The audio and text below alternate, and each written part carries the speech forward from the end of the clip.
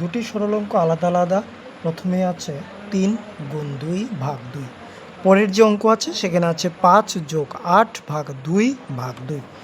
প্রথম অঙ্ক আমরা যদি দেখি তাহলে সরলের যে নিয়ম সেই নিয়ম অনুসারে আমরা কীভাবে করব। ভাগ এবং গুণের কাজ এই একই স্তরের।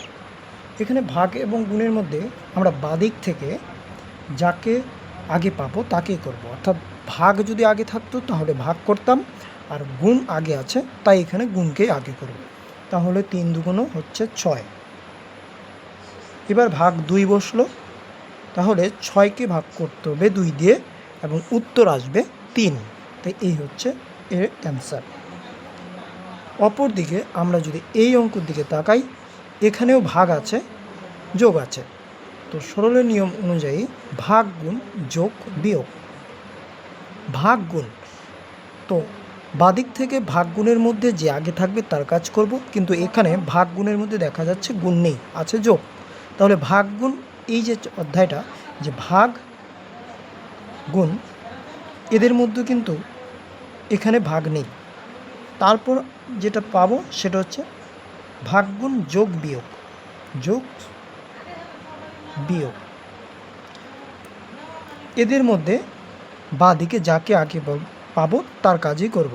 তো এখানে এই যে অঙ্কটা, এখানে কিন্তু আছে কার যোগের কাজ। তো সেক্ষেত্রে প্রথম যে অঙ্কটা যোগের কাজটাকে আমরা ছেড়ে যাব, কারণ যোগের কাজ, তারপরে আমরা পাচ্ছি ভাগের কাজ। এখানে আমরা ভাগের কাজ করব। তখন প্রথম স্টেপে আমরা আগে খুঁজব ভাগগুণ কোথায় আছে।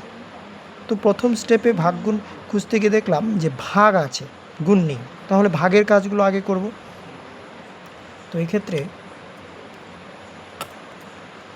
এখানে যা যা ছিল তা লিখে নেব।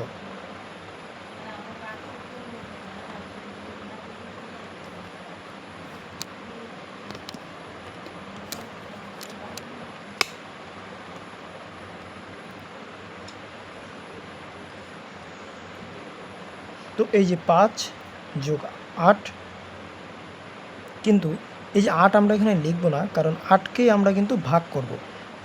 আর তাই 8কে যখন ভাগ করব উত্তর আসবে 4। তারপর আবার ভাগ চিহ্ন দিয়ে এই চিহ্ন নামাচ্ছে।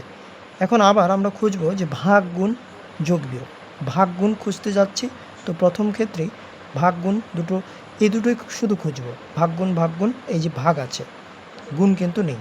তাহলে ভাগের কাজটা আগে সেরে নিই, তারপর আমরা যেটা খুঁজবো সেটা। তো ভাগের কাজটাকে সেরে নিই। তাহলে 5 যোগ ভাগ হচ্ছে 4কে 2 দিয়ে ভাগ, তাহলে আমরা 2 পাবো। এবার ভাগগুণ খুঁজলাম, ভাগগুণ নেই। এবার আমরা যোগ বিয়োগ খুঁজবো, তো এই ক্ষেত্রে যোগ আছে, যোগ লিখব। এই হচ্ছে 7 উত্তর।